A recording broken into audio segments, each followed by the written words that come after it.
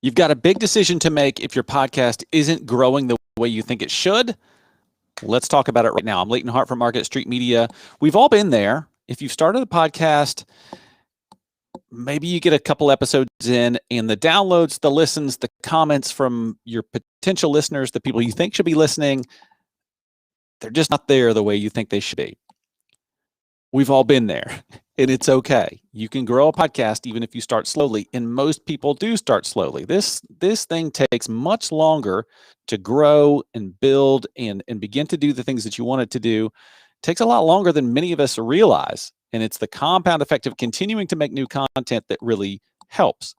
But if you're at that point where you're saying, I'm doing the work, I'm creating the content, I'm sharing it, I want this to grow. If you're at that point, you have a decision to make. Maybe you haven't specifically thought about this in your head, or maybe you have, I'm not sure, but you have a very important decision to make. The decision you have to make regarding your podcast is what you want it to do for you. And what I mean by that is, do you want your podcast to help you create high quality relationships, or do you want your podcast to build a big audience? Now, those aren't necessarily mutually exclusive, but it's really hard to do both of those things at the same time. So I would urge you, my advice would be pick one of those things and go for that goal. Now, let's talk about what I mean when I say high quality relationships and then build a big audience. So when I say high quality relationships, what I mean is that if that's your approach, if that's your goal, if that's the thing you want out of having a podcast, then you may not grow a huge audience from that. When I think about somebody who wants to create high quality relationships, that means that they are bringing on guests that they want to get to know on a different level. I've talked about this when we talk about podcasting for business and how it's a great networking strategy. So you can, a podcast will open doors for you that, a business card or a cold call never will, because when you offer somebody the opportunity to come on your podcast, then, they're having a chance to talk about what they know about their specialty, their expertise, things like that. So there's a value there, and it's a pretty powerful networking tool. And so here's how I would urge you to do that if that's going to be your approach. And that's a perfectly valid approach. If you're going to do that, I want you to think about who are the people that should be on my listeners' radar screen. So I don't want you just to call up random people. Again, this is just my advice, the way I would do it. I don't want you just to call up random people that you need to get better,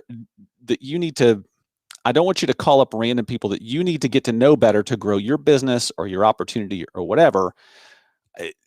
We always have to think with the listener in mind. And so it's good for you to be expanding your network, meeting new people and getting to know new people. But remember, you always have to deliver value to the listener. And so you need to come at it with, there has to be an angle for the listener. You have to be imparting some information from this guest that you're having on to your listener. So you can't necessarily just call up people and interview them and get their life story, and that's it. That's not going to have a lot of value for your listener. So you are in the job, if that's what you're going to do, if you view your podcast as a way to network, you are in the job of curating people who should be on your listener's radar screen. These people that you're having on will improve the lives of your listeners by what they have to share on your show. So that is one approach. One approach to having a podcast is building high quality relationships. Now, let's pivot over to building a big audience. And I think this is why a lot of people do get into podcasting, is they can picture having a big audience, getting thousands of downloads, and where will that take me? Will I get sponsorship deals? Will that turn into, a YouTube channel for me, other revenue opportunities, or will I just have the satisfaction of knowing, when I'm out with friends that I can tell people, hey, we're getting 10,000 downloads an episode. I don't know what you want out of having a big audience. That's your thing, and that's perfectly fine. But if that's your goal, then it's probably not enough to be calling up people that you want to network with and getting their life stories.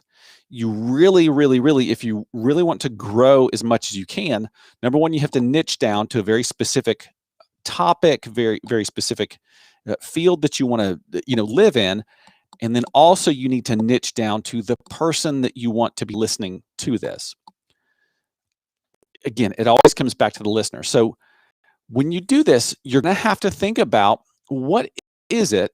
What's the intent? What's the listener's desire? What does the listener want when they open their podcast app? They're browsing, and do they want to be entertained? Do they want to laugh? Do they want to be informed about a certain topic or current event or news story from the past? What is it that they want, and how can you shape your content to meet what it is that they want?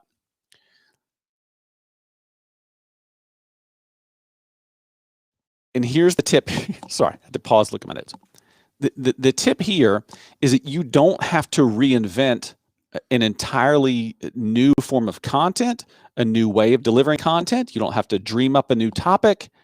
All you have to do is go look at the other content that your ideal listener is already listening to, is already consuming, and then put your own spin on that.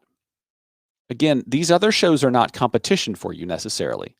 These other shows prove to you that the person that you want to watch your YouTube, listen to your podcast, all that, these shows are proof that your listener will go consume that.